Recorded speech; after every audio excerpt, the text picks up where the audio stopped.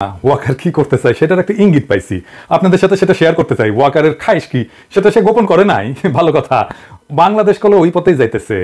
আজকের এপিসোড শেষ হলে বুঝতে পারবেন যে বাংলাদেশে সিসির মতো একটা সামরিক শাসনের সম্ভাবনা তৈরি হইতেছে। সেই সরকারের প্রেসিডেন্ট হয়তো প্রফেসর ইউনূসই থাকবে। এতে ওয়েস্ট খুশি, মানে পশ্চিম খুশি, ইন্ডিয়া খুশি, আমেরিকা খুশি, ইউরোপ খুশি, আওয়ামী লীগও খুশি, বাঙ্গু এলিটেরাও খুশি থাকবে। কিন্তু গণতান্ত্রিক বাংলাদেশ গড়ার লড়াইয়ে যারা ছিলাম তাদের আরেকটা দুর্বিষহ ভবিষ্যৎ লড়াইয়ের জন্য তৈরি হইতে হবে। কেন আমার মনে হচ্ছে বাংলাদেশে সিসির মতো শাসনের বিপদ আছে, সেটা আমি 5টা অংশে ব্যাখ্যা করব আজকের এপিসোডে। আমাদের লক্ষ্য হবে সিসির মতো শাসনের সম্ভাবনাকে রুখে দেওয়া, রাজনৈতিক দলগুলোর উচিত এই বিপদ সম্পর্কে ওয়াকিবহাল থাকা, এবং সেনা প্রধানেরও জানা উচিত আমরা সজাগ আছি, চেতন আছি। বার্তা সংস্থা রয়টারকে দেওয়া ওয়াকারের সাক্ষাৎকার পড়ে মনে হইল যে 36 জুলাইয়ের গণঅভ্যুত্থান পরবর্তী এই অন্তর্বর্তীকালীন সরকারকে উনি 1/11 ধাঁচের সরকার বলে মনে করছেন। এই ভদ্রলোক নিজের আর এক জেনারেল মঈন ভাবছেন। তা না হইলে একজন সরকারি কর্মকর্তা হইয়া কোন ক্ষমতার জোরে এবং কোন সাহসে কার অনুমতি নিয়ে সংবাদ মাধ্যমে বক্তব্য দিলেন? সরকারি কর্মচারী হিসেবে উনার তো প্রধান উপদেষ্টার অনুমতি নিয়ে বক্তব্য দেওয়ার কথা, ঠিক কিনা? রাষ্ট্র, রাজনীতি এবং দেশের সর্বশেষ পরিস্থিতি নিয়ে সরকারের মন্ত্রী পরিষদ বিভাগের সচিব, পুলিশের আইজিবি, নৌবাহিনীর প্রধান, বিমান বাহিনীর প্রধান অথবা প্রধান বিচারপতি কি প্রকাশ্যে গণমাধ্যমে বিবৃতি সাক্ষাৎকার দিতে পারবেন? পারবেন না। উনি কেমনে দিলেন? কোন অধিকারে? কোন হেডমে? হাতে অস্ত্র আছে আর তলে সৈনিক আছে। সেই জন্য ফ্যাসিবাদের অবসানের পরে গণতন্ত্র ফিরে আসলে বলে কি সরকারের শীর্ষ কর্মকর্তারাও স্বাধীন হয়ে গেলেন? চাকরিবিধির সকল শর্ত লঙ্ঘন করিয়া, নিয়ম নীতি ভাঙ্গা তারা কি দেশে অরাজকতা সৃষ্টি করবেন? এই সেনা প্রধানের দেখানো পথে তো সোনার বাংলা দেখতেছি ওই দিকেই আগাইতেছে। বৈবাহিক সূত্রে উনি শেখ পরিবারের জামাই, মাশাআল্লাহ। খুনি হাসিনার ফুফাতো বোনকে বিয়ে করছিলেন ওয়াকার, জেনারেল ওয়াকার। স্ত্রীকে অনুসরণ করিয়া সেনা প্রধান পতিত হাসিনাকে বড় আপা বইলা ডাকতেন, আর কি এখনো ডাকেন। হাসিনার পরিবারের জামাই হওয়ার কারণে বহু যোগ্য অফিসারকে টপকাইয়া ওয়াকারুজ্জামান দেশের সেনাপ্রধান হয়েছেন। এটা জানা কথা, আমরা সবাই জানি, তাই না? এটা একটা খারাপ নজির, যা বাংলাদেশের সশস্ত্র বাহিনীর এক অগৌরব গাথা। ভুললে কিভাবে চলবে? খুনি হাসিনার একান্ত অনুগত বইলাই এই সেনা কর্মকর্তা ওয়াকার গত 15 বছর যাবৎ একে একে সবগুলা লাভজনক এবং গুরুত্বপূর্ণ পদ অতিক্রম করে সেনাপ্রধান হয়েছেন, ঠিক কিনা ওয়াকার সাহেব? কথা সত্য। এই পদ প্রতিক্রমায় তিনি সবসময় তার আপার দুঃশাসনের পক্ষেই কথা বলছেন। এর বিরুদ্ধে কখনো কি কোথাও একটা শব্দ উচ্চারণ করেছেন? হ্যাঁ, ওই আমলে সকল কুখ্যাত জেনারেলদের সাথে তো মিলেমিশে থাকিছেন এবং গণ অভ্যুত্থানের পরেও তাদেরকে রক্ষা করার চেষ্টা চালায় গেছেন। রাজনৈতিকভাবে ফ্যাসিজমের পক্ষে 15 বছর যাবৎ ব্যবহৃত এই সেনা কর্মকর্তা 36 জুলাই ছাত্র জনতার গণবিস্ফোরণের আগের এবং পরের অভিন্ন সেনা প্রধান, তাই তো? নাটকীয়ভাবে কি বদলে যেতে পারেন? পারেন না। বলেন দেখি, আজ রাজনৈতিক প্রভাবমুক্ত সশস্ত্র বাহিনীর মতলববাজি তত্ত্বের এই প্রবক্তা ভয়ঙ্কর স্বৈরাচারী খুনি হাসিনা 15 বছরের দুঃশাসন আমলে কখনো কি একবারের জন্য কোথাও এমন কিছু কইছেন? তখন সারাক্ষণই ব্যস্ত ছিলেন ওই শাসন ব্যবস্থা অব্যাহত রাখার কুৎসিত ব্রতে। তখন তিনি তার আপা কুখ্যাত প্রধানমন্ত্রীর পদতলে সশস্ত্র বাহিনীকে রাখতে কখনো আপত্তি করেন নাই। কিন্তু এখন কেন তার এতই দরকার যে গণ অভ্যুত্থান থেকে উত্থিত গণরাজনীতির প্রভাব থেকে মুক্ত থাকার জন্য? এর কারণ বোঝার জন্য আইনস্টাইন হওয়ার দরকার নাই। ফ্যাসিজমের সকল সুযোগ সুবিধা হৃষ্টপুষ্ট হওয়া এমন সকল ব্যক্তি পতিত দুঃশাসনের অভিন্ন অংশ ছিলেন, এটা আমরা ভুলে যাই নাই। জীবদ্দশায় তারা কখনোই বদলাবে না এবং বাংলাদেশে বসে সারাক্ষণই তাদের প্রভু ইন্ডিয়ার স্বার্থ রক্ষার মরণ পর চেষ্টা চালাই যাবে। অব্যাহতভাবেই এসব চেষ্টা তারা চালাইতেছেন এবং এই অপচেষ্টা আরো শক্তিশালী করার জন্য বাংলাদেশ রাষ্ট্রের অর্থও এরা ব্যবহার করতেছেন। এই অফিসাররা দেশে বিদেশে নতুন এজেন্ট নিয়োগ করছেন এবং তাদের পক্ষে বয়ান বা কাহিনী তৈরি করার চেষ্টা চালাইতেছেন। হ্যাঁ, আমার পিছনে লাগিয়ে দিচ্ছেন অবশ্য অনেককেই, মাশাআল্লাহ। লাগান লাগান লাগান, দেখি কত লাগাইতে পারেন, কার কত বড় হেডম সেটা দেখা যাবে। লাগান না দেখি ওয়াকার সাহেব। দেশপ্রেমিক নাগরিকদের ভাবমূর্তি ক্ষুণ্ণ এবং ক্ষতিগ্রস্ত করার জন্য জোরে সোরে কাজও শুরু করছে। এই সমস্ত এর অশুভ ফলাফল স্বদেশবাসী অল্প কয়েকদিনের মধ্যে দেখতে পারবেন কলে। আমি কলে আগে থেকে কয়ে রাখলাম, তবে আমার পিছনে লেগে কিছু করবে পারবে না। লাগুক না, আমি তো চাই লাগে, লাগ দেখি কত ক্ষমতা। এবার আসেন দ্বিতীয় ইস্যুতে। সাহেব ঘোষণা করলেন আগামী 18 মাসের মধ্যে সাধারণ নির্বাচন অনুষ্ঠিত হওয়া উচিত। বাহ, ভালো কথা। বাংলাদেশ সেনাবাহিনীর মাঝারি মানের এই অফিসার এককভাবে নিজের মতামত দিচ্ছেন বলে দেশপ্রেমিক তরুণ অফিসার এবং সৈনিকেরা কিন্তু মনে করে না। তরুণ অফিসার এবং সৈনিকেরা ওনার আদ্যপান্ত জানেন, তাই মনে করেন ইন্ডিয়ার কুখ্যাত গোয়েন্দা সংস্থা র অথবা খুনি হাসিনার মতো কেউ তাকে পেছন থেকে নাচাইতেছে। আর একটা হইতে পারে উনি সবকিছু নায়ক হিসেবে নিজেকে জাহির করার লোভ সামলাইতে ব্যর্থ হইতেছেন, নাকি লোকটা নিজেকে জাতির সামনে একজন বিশ্বস্ত এবং গুরুত্বপূর্ণ ব্যক্তি হিসেবে আত্মপ্রকাশের চেষ্টা করতেছেন। ওই সাক্ষাৎকারটা যদি আপনারা পর্যালোচনা করেন নিবিড়ভাবে, তাহলে জরুরি কয়েকটা উপাদান কিন্তু পাওয়া যাবে। কি কি? 1 নাম্বার, সশস্ত্র বাহিনী কর্তৃত্ব প্রেসিডেন্টের হাতে রাখার দাবি তুলে বলছেন তারা রাজনীতি থেকে দূরত্ব বজায় রাখতে চায়। এইটা সীমা লঙ্ঘনকারী, অনভিপ্রেত এবং বেআইনি এরকম প্রস্তাবের চাইতে রাজনীতি করার বড় দৃষ্টান্ত আর কি হইতে পারে? কারণ তিনি সহ একজনও সেনাপ্রধান বা চাকরিতে নিয়োজিত জেনারেল জঘন্য স্বৈরাচারিণী শেখ হাসিনার শাসন আমলে অনির্বাচিত অবৈধ প্রধানমন্ত্রী কর্তৃত্বের বাইরে যাইতে চাননি। চাইছেন কি ওয়াকার সাহেব? চান নাই। এখন কেন যাইতে চাইতেছেন? প্রধান উপদেষ্টার বাইরে। তখন কি তাদেরকেও প্রতিরক্ষা বাহিনীকে রাষ্ট্রপতির কর্তৃত্বে দেওয়ার কথা বলছিলেন? আজ এটা বলা রাজনীতি বিরোধী এবং গণস্বার্থ বিরোধী রাজনীতি। আপনি রাজনীতি করতেছেন ওয়াকার সাহেব। 2 নাম্বার, অন্তর্বর্তীকালীন সরকার যখন বলছে আগে সংস্কার পরে নির্বাচন, সেখানে সেনাপ্রধান এককভাবে 18 মাসের মধ্যে জাতীয় নির্বাচন অনুষ্ঠানের ঘোষণা করে দিলেন কিভাবে? এটা কি রাজনীতি করে না? তাতে কি সরকারি চাকরিবিধির গুরুতর লঙ্ঘন ঘটেনি? 3 নাম্বার, ওয়াকার সাহেব যখন বলে যে গণতন্ত্রের উত্তরণ ঘটা উচিত, তার মানে কি তিনি পরোক্ষভাবে বলতেছেন খুনি হাসিনার উৎখাতের দিন অর্থাৎ 5ই আগস্টের আগে বাংলাদেশে গণতন্ত্র ছিল? মানে ওয়াকার সাহেব নিজের অজান্তেই ফ্যাসিজমের পক্ষে কথা কইতেছেন। 4 নাম্বার, কিছু সামরিক কর্মকর্তা সাবেক প্রধানমন্ত্রী বা স্বরাষ্ট্রমন্ত্রী সরাসরি নিয়ন্ত্রিত সংস্থাগুলোতে কাজ করার সময় নিয়মের বাইরে গিয়া কিছু করতে পারেন বইলা এই সাক্ষাৎকারে সন্দেহ প্রকাশ করছেন জেনারেল ওয়াকার। ওয়াকার সাহেব মস্করা করেন আমাদের সাথে, হ্যাঁ, যেখানে সারা দেশের মানুষ নিশ্চিতভাবে জানে এই সকল সংস্থার দায়িত্ব পালনকারী শীর্ষ ব্যক্তি সহ অনেক অফিসারই নিয়মিতভাবে গুম, খুন, দস্যুবৃত্তির মতো ভয়াবহ বেআইনি কাজে জড়িত ছিলেন। 5 নাম্বার, প্রধান উপদেষ্টা জাতিসংঘের সাধারণ পরিষদের অধিবেশনে যোগদানের নির্দেশের অনহর সময় সাথে সাথে মিলায় প্রকাশিত হইল সেনা প্রধানের এই সাক্ষাৎকার। আর এতে দেখা যাচ্ছে যে লোকটা পরিপূর্ণভাবে ইন্ডিয়ান রাজনৈতিক অভিসন্ধির প্রতি সাই দিয়া নির্বাচনের সময়সূচি ব্যক্ত করতেছেন এবং পতিত সরকারপন্থী জেনারেলদের কিছু শর্ত অন্তর্বর্তীকালীন সরকারের সামনে তুলে ধরতেছেন। চাকরিবিধি লঙ্ঘন করে এমন উদ্ধত্তপূর্ণ আচরণের জন্য সেনা প্রধানের বিরুদ্ধে ডক্টর মোহাম্মদ ইউনূস কি কোনো শাস্তিমূলক ব্যবস্থা গ্রহণ করবেন? হ্যাঁ, পারবেন না উনি করতে। সেই জন্য আমি মনে করি যদি সেটা না করেন তাহলে তাকে এখন থেকে এই সমস্ত গণবিরোধী জেনারেলদের শর্তেই দেশ পরিচালনা করতে হবে। আমার প্রফেসর ইউনূসকে নিয়ে এইটা সবচেয়ে বড় অভিযোগ।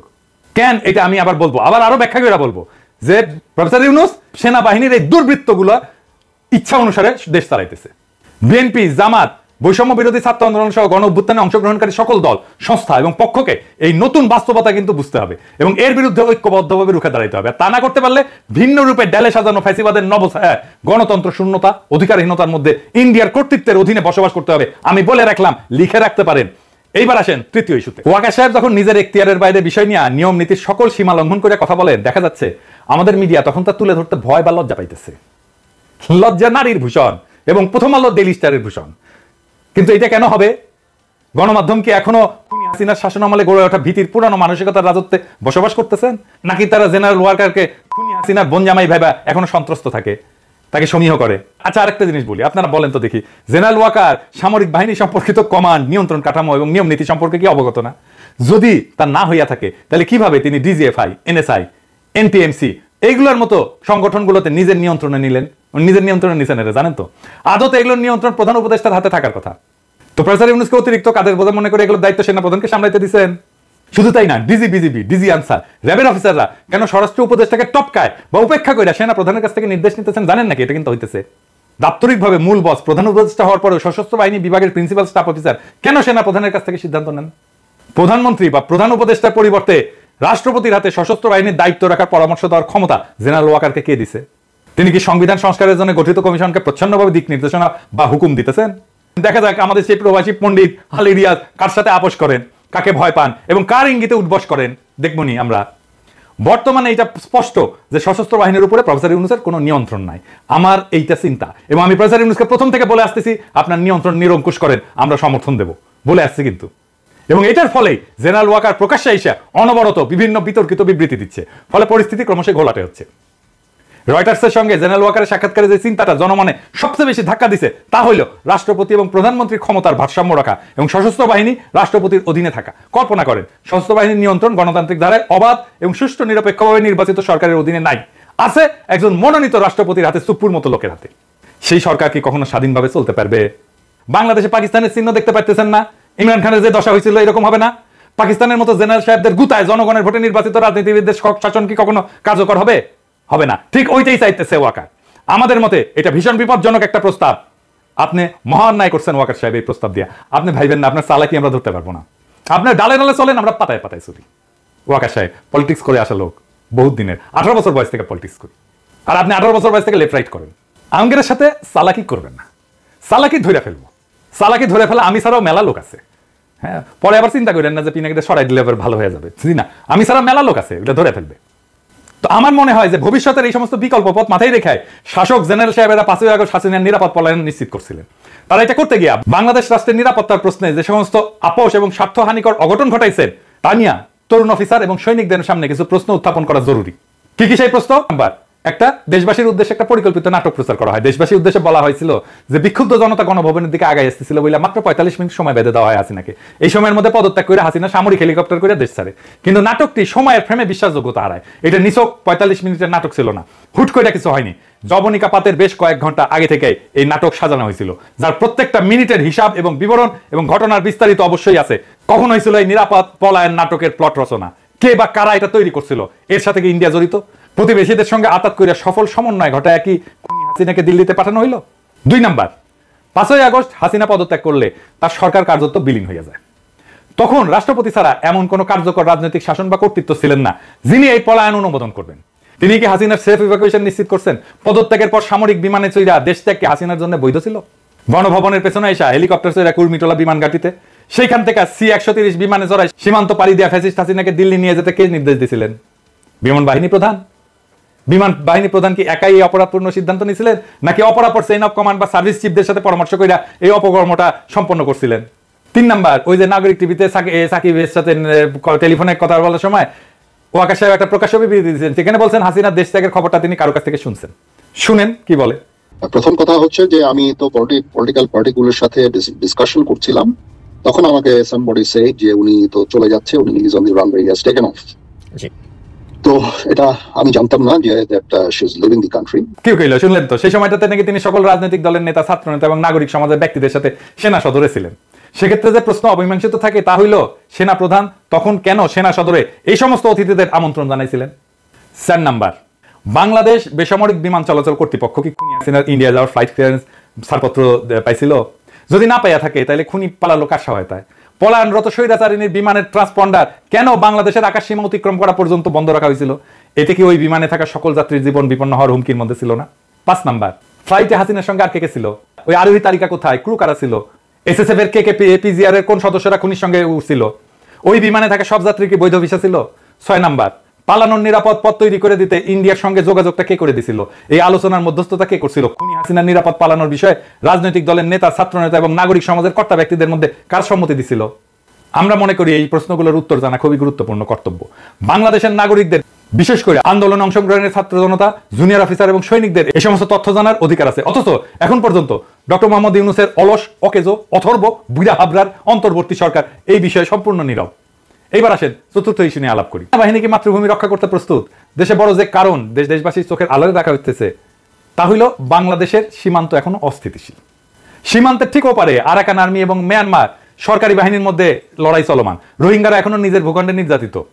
আজও তাদের দেশ থেকে বাধ্য করা হচ্ছে, আরো শরণার্থী আমাদের দেশের দিকে ঠেলে দেওয়ার অপচেষ্টা অব্যাহত আছে। এই সুযোগে কুকি চীনরা বেশ সক্রিয় হয়েছে। ইন্ডিয়ার মণিপুর, মিজোরাম এবং বার্মার চীন রাজ্যের স্বগোত্রীয়রা আতাতে আমাদের পার্বত্য চট্টগ্রামের বিশাল একটি অংশ নিজেদের বলে দাবি করতেছে। আপনারা সবাই জানেন PCJSS এবং UPDF পার্বত্য চট্টগ্রামে নিজেদের নিয়ন্ত্রণ নেওয়ার চেষ্টা করতেছে। সার্বভৌমত্ব রক্ষার প্রশ্নে এমন হুমকি মোকাবেলায় আমাদের সশস্ত্র বাহিনীর পরিকল্পনা এবং প্রস্তুতি কতটুকু তা দেশবাসীর জানা প্রয়োজন। পাশাপাশি ইন্ডিয়া অবিরতভাবে তার বল প্রদর্শন করতেছে। অমিত শাহ এবং রাজনাথ সিং এর নিয়মিত স্রেফ ফাঁকা আওয়াজ বইলা উড়িয়ে দেওয়াটা ঠিক না। ডক্টর ইউনূস সরকারের উপর ভারত মোটেও খুশি না, এটা কিন্তু মাথায় রেখেন। বাংলাদেশ আক্রমণ করে ইন্ডিয়া যে তাদের পুতুল হাসিনাকে আবারও ক্ষমতা বসানোর চেষ্টা করবে না এর নিশ্চয়তা আছে কি? কিংবা এমন আশঙ্কা কি কোনো সমরবিদ অস্বীকার করতে পারবেন না? অবশ্য আক্রমণ বা আগ্রাসন বলি তা করতে ইন্ডিয়া বেশ কয়েকটা অজুহাত ধীরে ধীরে উচ্চারণ করে পটভূমি কিন্তু তৈরি করতেছে। যেমন সংখ্যালঘু নির্যাতন, নিপীড়ন, ইসলামী মৌলবাদের উত্থান, ইন্ডিয়া অবৈধ বাংলাদেশের অনুপ্রবেশ ইত্যাদি। এমন হুমকি মোকাবেলায় কি আমাদের সশস্ত্র বাহিনী প্রস্তুত আছে? দেশবাসীর সামনে বুকে হাত রেখে আমরা প্রস্তুত এমন অভয় বাণী দেওয়ার সততা, সাহস কি 3 বাহিনীর প্রধানদের আছে? সেনাপ্রধান জেনারেল ওয়াকারুজ্জামান, নৌবাহিনীর প্রধান রিয়ার অ্যাডমিরাল নাজমুল হাসান এবং বিমান বাহিনীর প্রধান মার্শাল হাসান মাহমুদ খান কি দেশবাসীকে পরিপূর্ণ আশ্বাস দিতে সক্ষম যে তারা বহিঃশত্রুকে মোকাবেলার পুরোপুরি তৈরি আছেন? আগে তো এই কাজটা করবেন। বাংলাদেশের রাজনীতি নিয়ে মাথার একেবারে পোকা উঠে গেছে না? নিজের কাজের খবর নাই, রাজনীতির খবর নিয়ে মাথা গরম করে বসে আছে। খুনি হাসিনার পতনের আগে 19 জুলাই রাতে সারা দেশে কারফিউ জারি এবং সেনা মোতায়েন করছিল তৎকালীন ফ্যাসিস্ট আওয়ামী লীগ সরকার। কিছু দলবাজ আর্মি অফিসার তখন বিক্ষোভরত নিরস্ত্র ছাত্র জনতার দিকে গুলিও ছুড়ছে, মারাও গেছে ওই গুলিতে। আমাদের কাছে ভিডিও আছে। গণ অভ্যুত্থানের পর প্রতিষ্ঠিত অন্তর্বর্তীকালীন সরকার এখন সেনা কর্মকর্তাদের ম্যাজিস্ট্রেসির ক্ষমতাও দিছে। এমত অবস্থায় জেনারেল ওয়াকার সাহেব কি আমাদের আশ্বস্ত করতে পারবেন তথাকথিত জননিরাপত্তার কাজে দীর্ঘমেয়াদে সেনাবাহিনী মোতায়েন করে রাখার কারণে সেনাদের দেশ রক্ষার মনোবল, লড়াইয়ের পূর্ণ ক্ষমতা এবং দক্ষতা অক্ষুণ্ণ আছে কি? তিনি কি নিশ্চিত করবেন ওনারা সত্যিই রাজনীতি মুক্ত এবং এখন কেবলই দেশ সার্বভৌমত্বের অধিকার রক্ষায় বহিরাগত আগ্রাসন মোকাবেলায় প্রস্তুত? তিনি কি গ্যারান্টি দিতে সক্ষম আমাদের সেনাবাহিনীর প্রশিক্ষণ চক্র, কোর্স ক্যাডার, ইনডোর আউটডোর অনুশীলন, বিশেষজ্ঞ প্রশিক্ষণ সহ সকল পেশাদার কার্যক্রম স্থগিত বা কমানোর পরেও সেনাদের পেশাগত দক্ষতা বজায় আছে? শত্রুর বিরুদ্ধে লড়াই করার জন্য বাংলাদেশ কি উপযুক্ত দক্ষতা, প্রশিক্ষিত জনশক্তি, অস্ত্র এবং গোলাবারুদ আছে? সশস্ত্র বাহিনীকে দেশের আভ্যন্তরীণ নিরাপত্তার দায়িত্ব থেকে দ্রুত সরায় যুদ্ধের পর্যায়ে প্রস্তুত করতে কতদিন সময় লাগে তা কি তারা জানেন? তবে আমি দৃঢ়ভাবে বিশ্বাস করি সেনাপ্রধান জেনারেল ওয়াকারুজ্জামান জানেন দীর্ঘদিন ব্যবহার না করলে ধারালো অস্ত্রটাও মরিচায় ক্ষয় ধরে যায়। এইবার আসেন অ্যাডমিরাল মোহাম্মদ নাজমুল হাসান, আপনি কি জানাবেন আমাদের কতগুলো সমুদ্র উপযোগী সহায়ক কর্মক্ষম জাহাজ আছে? কয়টা কর্মক্ষমতার বাইরে আছে? কি যথেষ্ট অস্ত্র, গোলাবারুদ বা যুদ্ধের রসদ? জবাব যদি না হয়, আপনি কি প্রতিরক্ষা উপদেষ্টাকে বর্তমান পরিস্থিতি এবং সক্ষমতা সম্পর্কে জানাইছেন? এই অবস্থার উন্নতি না হইলে শত্রুপক্ষের দ্বারা বাংলাদেশের কি হাল হইতে পারে, জয় হতে পারবেন কিনা তা নিয়ে কি আলোচনা করছেন? আপনার নাবিকদের অপারেশনাল এবং প্রশিক্ষণের হাল হকিকত এবং মান কতটুকু? নৌপ্রধানকেই নিশ্চিত করতে হবে আমাদের সমুদ্র সীমা লঙ্ঘিত হইলে তারা দ্রুত সময়ের মধ্যে ব্যবস্থা নেবেন। ওই যে মনে আছে না, সেন্ট মার্টিন দ্বীপে বার্মান নৌবাহিনী 7 দিন ধরে গুলিবর্ষণ করার পর সেখানে নৌবাহিনীর জাহাজ পৌঁছেছিল 7 দিন পরে। এটা কিন্তু দেশবাসী জানে। এবার আসেন বিমান বাহিনীর প্রধান মার্শাল হাসান মাহমুদ খান, আপনি কি আমাদেরকে বলবেন কিভাবে আপনার বিমান আমাদের আকাশ মুক্ত রাখবে? কয়টা উড়বার পারে আর কয়টা পারে না? গত 1 বছরে আপনার অপারেশনাল পাইলটরা কি 30টা ফ্লাইং ঘন্টা আকাশে থাকতে পারছেন? আপনি কি মনে করেন বর্তমান সক্ষমতা নিয়ে শত্রুপক্ষের মুখোমুখি হতে পারবেন? যদি না পারেন, আপনি কি ডক্টর মোহাম্মদ ইউনূসকে অবহিত করছেন? 3 বাহিনীর প্রধানকে বলতে চাই, এখন আমি কইলে অনেকে কয় আপনি কর কে, আমি কমু। শোনেন, শোনা লাগবি। আপনাদের প্রধান দায়িত্ব বহিরাগত আগ্রাসন মোকাবেলায় প্রস্তুত থাকা। সেই দায়িত্ব ভুলা বা এড়ায় দেশের আভ্যন্তরীণ জননিরাপত্তার কর্মে, শ্রমে এবং বাহবায় খুশি হওয়া কি পেশাদার সেনার কাজ? দেশ আক্রান্ত হইলে আপনারা কিন্তু ক্ষমা পাইবেন না। অতীতে সশস্ত্র বাহিনীর প্রধানরা দেশের অভ্যন্তরে বেসামরিক নাগরিককে যতটুকু সহায়তা দরকার ততটুকু কইরা দ্রুত নিজেদের বেড়াকে ফিরতে দেরি করেন নাই। কিন্তু আপনারা দেখাচ্ছেন ভিন্ন আর এক আচরণ। আপনারা দীর্ঘ সময় নিজ নিজ বাহিনীকে সেনানিবাসের বাইরে রাখতে এবং নিজেরা থাকতে চাইতেছেন। খুব মজা, তাই না? এখনো বহু বিচিত্র লেনদেনের ভাগিদার হওয়া যাইতেছে, তাই না? আমরা খবর রাখি করলে, হ্যাঁ আমরা খবর রাখি। নেহায়েত ভদ্রতা কইরা কই না, নেহায়েত ভদ্রতা কইরা কই না। আমি কলে কইছিলাম কয়জনের আমল নামা কিন্তু প্রকাশ করে দেবো, এখনো করি নাই, হাতে রাখিছি। সবকিছু দেখাই দিলে তো সবই শেষ, তাই না? তরুণ অফিসার এবং সৈনিকদের আমি বলি, আপনারা নিশ্চয়ই জানেন, তারপরেও বলি, বেসামরিক নাগরিকদের সাথে মিশে যাওয়া এবং তাদের সাথে বাধাবন্ধনহীন ভালো মন্দের গণ আচরণে সংক্রমিত হইয়া অতীতে একাধিকবার সেনাবাহিনীর ইমেজ সংকট কিন্তু দেখা দিছে। এবারও তেমন একটা কিছু কিন্তু ঘটতে যাইতেছে। অকার্যকর পুলিশে অজুহাত ব্যবহার করা হইতেছে সেনাবাহিনীকে অনির্দিষ্টকালের জন্য মোতায়েন রাখার অভিপ্রায় থেকে, যা মেনে নেওয়া কিন্তু যায় না। আমরা মনে করি খুনিরা আড়ালে আছে বলে পুলিশ এখনো ভীত। খুনি শেখ হাসিনার শাসনামলে ইন্ডিয়ার শিকড় কতটা বিস্তৃত হয়েছিল পুলিশ বাহিনীর সকল সদস্যই সেটা জানতেন। আমরা মনে করি তারা সেটা নিয়েও বিচলিত। যতদিন দেশের অভ্যন্তরে জননিরাপত্তার কাজে সেনাবাহিনী মোতায়েন থাকবে ততদিন পুলিশ নিজের পায়ে দাঁড়াইতে পারবে না, তারা গা ছাড়া দিয়া থাকবে। তারা একটু গুছায় ওঠা মাত্রই সেনাবাহিনীকে নিজেদের কাছে ফিরাই নিয়ে যেতে হবে। আমরা পুলিশকে মোটিভেট করবো আসার জন্য, পুলিশের মনোবল বাড়াবো দরকার হইলে। সেনা প্রত্যাহার করা হলে পুলিশ ঠিকই অ্যাকশনে যেতে পারবে। ভাবসাব দেখে মনে হইতেছে অন্তর্বর্তীকালীন সরকার সেনাবাহিনীকে মাঠে রেখে বেশ খুশ মেজাজে আছে। তারা হয়তো চাইতেছে দেশ রক্ষা বাহিনী সমাজ রাজনীতির বিভিন্ন নোংরা আবর্জনা এবং জঞ্জালের মধ্যে জড়ায় সরকারকে কলঙ্ক মুক্ত রাখবে। আহারে, এই হইতেছে প্রফেসর ইউনূসের সরকারের বুদ্ধি। উপদেষ্টাদের বুদ্ধি হচ্ছে এই লেভেলে। সশস্ত্র বাহিনী বলছিল না যে 632 জনকে অঘোষিতভাবে লুকায় রাখা এবং পতিত সরকারের কয়েক হাজার খুনি, দাগী, অপরাধী, দুর্বৃত্তকে দেশব্যাপী সেনাছাউনিতে নিরাপদ আশ্রয় দিছিল। এর জন্য কিন্তু দেশবাসী বিস্মিত এবং ব্যথিত হয়েছিল। পতিত ফ্যাসিস্ট সরকারের বিভিন্ন পর্যায়ে নেতা নেত্রী, সংগঠক, কর্মকর্তাদের নিরাপদে দেশান্তরিত হওয়ার সকল ব্যবস্থা যে সশস্ত্র বাহিনীর একদল শীর্ষ কর্মকর্তা করে দিচ্ছেন, তা যেই না জনগণ ক্ষুব্ধ হয়ে উঠছে। কলঙ্কজনক এমন ভয়াবহ ঘটনার কারণে সশস্ত্র বাহিনীর এই 3 প্রধানের প্রতি মানুষের সকল আস্থা ধুলায় মিশে গেছে। ফ্যাসিস্ট সরকারের পতনের পর 3 বাহিনী প্রধানের প্রত্যেকটা পদক্ষেপ থেকে বোঝা যায় সশস্ত্র বাহিনীর বর্তমান নেতৃত্ব দেশপ্রেমিক ভূমিকা রাখতে অক্ষম। দলবাজ, অযোগ্য, অদক্ষ, দুর্নীতিপরায়ণ কর্মকর্তাদের অবসারিত কইরা প্রথমেই তাদের উচিত ছিল আগাছা নির্মূল করা। বিড়াল মারতে হয় প্রথম রাতে, তারপর স্বচ্ছ একটা ব্যবস্থা প্রবর্তন করে দ্রুত সকল শূন্য পদ এবং র্যাঙ্ক পূরণ করা। আমি মনে করি এই ক্ষেত্রে অবসরপ্রাপ্ত সেনা কর্মকর্তা এবং যাদেরকে সার্ভিস থেকে বাধ্যতামূলক অবসর দিচ্ছেন তাদেরকে পুনর্নিয়োগ এবং চুক্তিভিত্তিক নিয়োগ করা যাইতে পারে। কিন্তু দুঃখজনকভাবে 3 বাহিনীতে দেখা যাচ্ছে ফ্যাসিস্ট শাসনের অনুগামী অফিসারদেরকে এখনো সব পদে বহাল রাখা হয়েছে এবং অনেককে পদোন্নতিও দেওয়া হচ্ছে। অতি দ্রুত এই সমস্ত বন্ধ কইরা এর বিপরীত ধাতা প্রবাহিত যদি না হয়, তাহলে যা চলতেছে তার রুখে দাঁড়াইতে হবে তরুণ অফিসার এবং সৈনিকদেরকে। আপনারা আমাদেরকে পাশে পাবেন, জনতাকে আপনাদের পাশে পাবেন, আমরা সে ব্যবস্থা করব। এবার আসেন প্রফেসর ইউনূসের সঙ্গে সাধারণ পরিষদের বক্তৃতায় প্রফেসর ইউনূস গণ অভ্যুত্থানে সশস্ত্র বাহিনীর ভূমিকাকে অতিরঞ্জিত এবং ভুলভাবে উপস্থাপন করে একে যতই মহিমান্বিত করার চেষ্টা করেন না কেন, তাদের দেশের গণতন্ত্র আইনের জন্য আত্মঘাতী হচ্ছে তা মানুষ অচিরেই বুঝতে পারবে। প্রফেসর ইউনূসের এটা একটা দোষ, বড় দোষ। এই যে ছাত্রদেরকে মাথায় তুললো, এখন সেনাবাহিনীকে মাথায় তুলছে, যার হাতে শক্তি তারাই মাথায় তোলে, বুঝছেন? এটা সমস্যা না? আরে নেতা সে, তারে মাথায় তুলছে মানুষ, সে আরেকজনকে মাথায় তুলতেছে যার দেখে কার হাতে শক্তি আছে। ও ওর হাতে শক্তি, ছাত্রদের হাতে ছাত্রের মাথায় তোল, ও সেনাবাহিনীর হাতে অস্ত্র আছে সেনাবাহিনীর মাথায় তোলো, এরপরে দেখবে র্যাবের হাতে অস্ত্র র্যাবের মাথায় তোলো, এই করতে থাকবে। 12 বছর দীর্ঘ গণ আন্দোলন সংগঠন, ব্যাপক আত্মত্যাগ এবং ভয়াবহ দমনপীড়নের মধ্যেও আন্দোলনকে অব্যাহত রাখা এবং পরিচালনাকারী রাজনৈতিক শক্তির ভূমিকাকে খাটো করার মানসিকতা, এটা আমি বলবো এটা হীন মতলববাজি প্রসূত। খুনি হাসিনার অনুগ্রহ উপভোগকারী প্রতিবেশী রাষ্ট্রের প্রতি অনুগত, রাজনৈতিকভাবে অসৎ গুটি কয়েক শীর্ষ সামরিক কর্মকর্তা অর্থাৎ অশুভ এই শক্তির প্রতি আনুগত্য প্রদর্শন ছাড়া এমন বক্তব্যের ভিতরে অন্য কোনো সারবত্তা নাই। প্রফেসর ইউনূস সশস্ত্র বাহিনীর ক্ষমতা তার পিছনে সংগঠিত করিয়া দেশের চলমান অরাজনৈতিক শাসন ব্যবস্থা যে দীর্ঘায়িত করতে চাইতেছেন, সেই ইঙ্গিত মিথ্যা দিয়া সত্য গোপন করার এই বক্তব্যের মধ্যে লুকায় আছে। ডক্টর মোহাম্মদ ইউনূসকে বুঝতে হবে আমরা কেন ইন্ডিয়ার আগ্রাসনের হুমকির কথা তুলছি।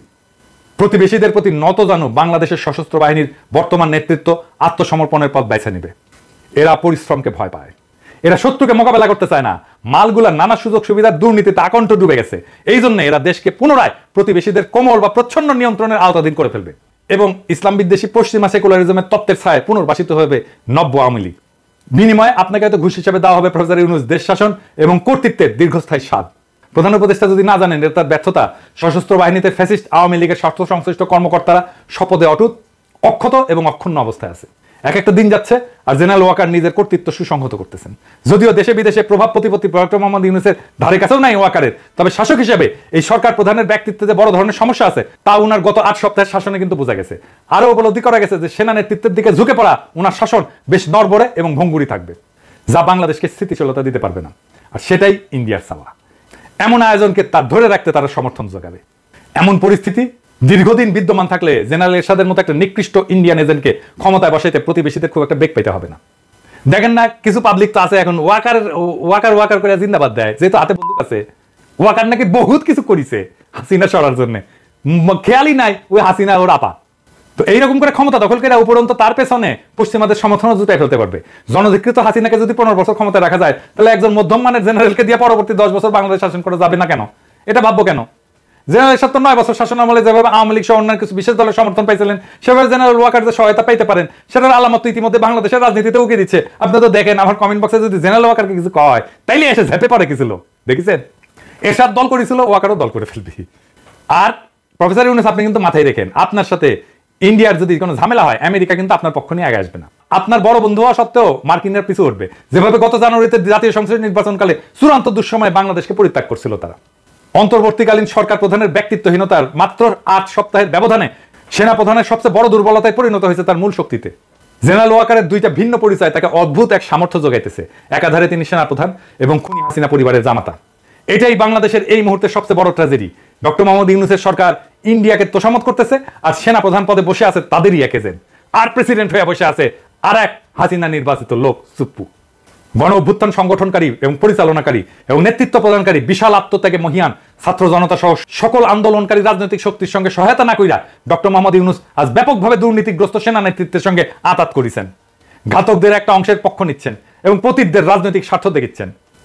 প্রফেসর ইউনূস এটা আমি আগে বলি নাই, কিন্তু আজ বলতে বাধ্য হতেছে। কিন্তু দীর্ঘ 15 বছর ধরে চলমান দেশবাসীর গণতন্ত্র, ভোটাধিকার এবং মৌলিক মানবাধিকার সংগ্রামে আপনি কিন্তু একটা বিবৃতি দিয়ে কখনো পক্ষে দাঁড়ান নাই, একটা গুম খুন মিথ্যা মামলার প্রতিবাদ করেন নাই, শুধু আপনার নিজের স্বার্থের এবং কষ্টের কথা বলছেন। গণ অভ্যুত্থানের পরবর্তী সময়ে আপনারা ধরে আনা হয়েছিল, ধার করে আনা হয়েছিল, ধরে আনা যুগ পরিবর্তন করার তীব্র আকাঙ্ক্ষায় তাড়িত গণমানুষের একটা সরকার গঠন করা ইচ্ছা পোষণ করছিল দেশের মানুষ।